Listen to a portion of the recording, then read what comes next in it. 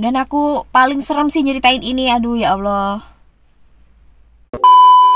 Hai, Nadia Lestari di sini, dan aku ngajakin kalian ngopi, ngobrolin apa aja di sini.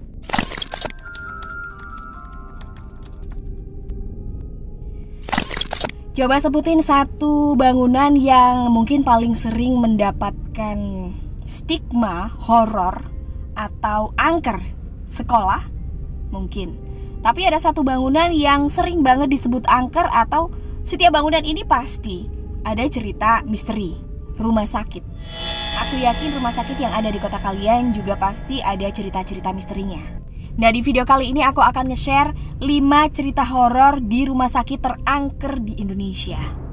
Aku nggak tahu aku bisa nyeritain ini dari awal sampai akhir apa enggak, karena kalau aku baca skripnya sendiri, aduh serem, aku sampai terbayang-bayang. Kenapa rumah sakit biasanya paling identik dengan hal-hal serem?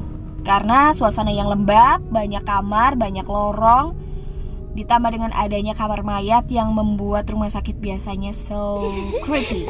Oke, sebelum lanjut jangan lupa untuk klik like, subscribe, nyalain lonceng notifikasinya, dan tinggalin jejak kalian dengan komen di bawah.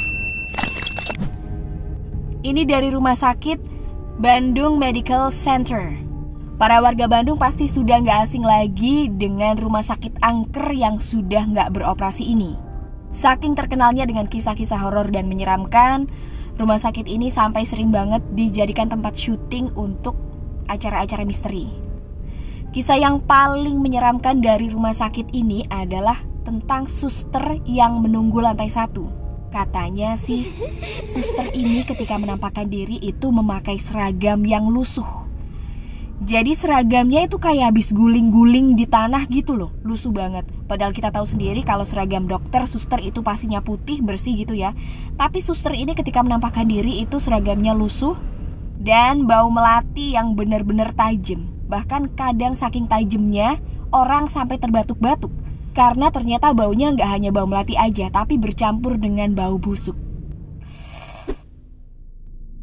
Rumah Sakit Immanuel Bandung. Masih ada di Bandung kali ini.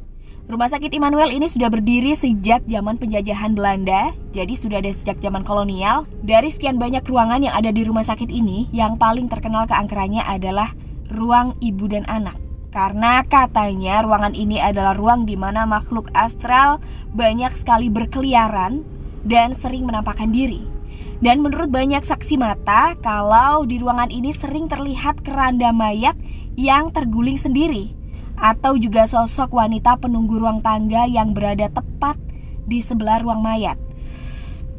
Dan kabarnya walaupun petugas rumah sakit ini dulu sering banget atau selalu mengepel lantai biar wangi, biar bersih, tapi tetap saja bau busuk, bau nggak enak ini nggak bisa hilang dari situ. Bau-bauan ini seperti bau darah, bau anyir, dan baunya susah hilang walaupun petugas kebersihan sudah sampai rumah. Tetap aja bau ini ngikutin mereka. Rumah Sakit Mardi Waluyo Blitar. Dan kisah para penghuni ini memang sudah terkenal di Rumah Sakit Mardi Waluyo Blitar ini. Bahkan gak hanya orang-orang yang ada di rumah sakit, tapi orang-orang yang ada di dekat rumah sakit itu juga sering kejadian atau ngelihat penampakan di sini. Kabarnya dulu Rumah Sakit Mardi Waluyo Blitar ini dijadikan tempat malpraktek dan mengorbankan banyak nyawa. Maka itulah banyak makhluk-makhluk astral di sini. Dan gak hanya itu, kabarnya banyak pasien yang pernah dirawat di rumah sakit ini mengaku sering mendengar tangisan wanita tepat jam 12 malam. Atau bayangan putih yang melompat-lompat dari satu lorong ke lorong berikutnya. Bayangin tuh kira-kira makhluk apa yang lompat dari satu tempat ke tempat berikutnya. Gak hanya itu aja guys, ternyata orang-orang yang tinggal di sekitar rumah sakit ini juga sering banget mendengar atau melihat penampakan-penampakan di rumah sakit ini. Seperti ada kuntilanak, genderuwo, tuyul. Dan sampai sekarang kabarnya ini belum ada yang berani mendekati ruangan ini kecuali untuk keperluan syuting acara-acara horor. Rumah Sakit Dr. Cipto Mangunkusumo atau RSCM yang ada di Jakarta Pusat. Walaupun sampai saat ini rumah sakit ini masih beroperasi, tapi ternyata banyak kejadian-kejadian mistis yang terjadi di rumah sakit ini. Dan aku paling serem sih nyeritain ini, aduh ya Allah. Ini adalah salah satu urban legend yang terkenal juga di Jakarta tentang kisah di RSCM ini. Alkisah seorang mahasiswa bernama sebut saja Ramli yang menunggu temannya. Ketika itu temannya kecelakaan, jadi dia harus nungguin temannya di RSCM. Tepat jam 1 malam, dia ngedenger kayak orang ngebisik. Tapi bisikan ini nyaring di telinganya dia, nyaring banget suaranya. Makanya dia sampai penasaran dan akhirnya dicari sama dia. Suara bisikan dari mana sih? Ternyata dari bagian utara di rumah sakit ini. Akhirnya dia datengin lah ke bagian utara itu. Ternyata di situ dia nemu bangsal, dan di bangsal ini suara bisikan ini semakin keras. Maka dia yakin kalau pusat suaranya ada di sini. Di bangsal ini yang gelap dan lembab, dia masuklah. Apa yang dia temukan? Yang dia temukan di sana adalah, nggak yakin deh aku bisa ngomong. Kepala tanpa pundak, tanpa lutut, tanpa kaki. Kepala doang, sepenggal kepala wanita, berambut panjang, matanya berdarah-darah, dan parahnya kepala ini tersenyum ke arah Ramli dengan menyeringai. Udah gitu dia ketawa cekikikan pula.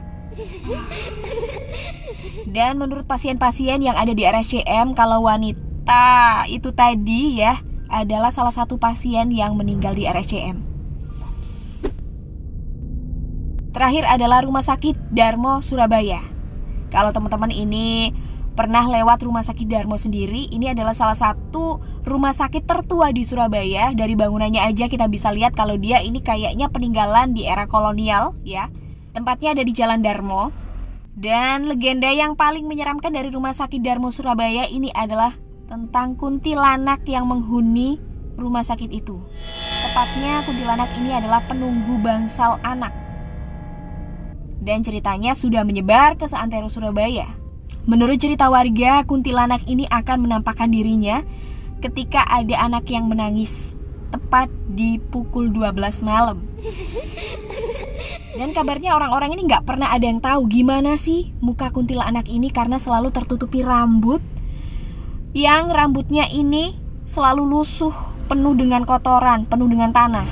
Namun walaupun wajahnya selalu tertutupi rambut yang banyak tanahnya tadi, bukan berarti wajahnya dia gak menyeramkan. Dan kabarnya tangisannya kuntilanak ini sampai terdengar ke seantero rumah sakit.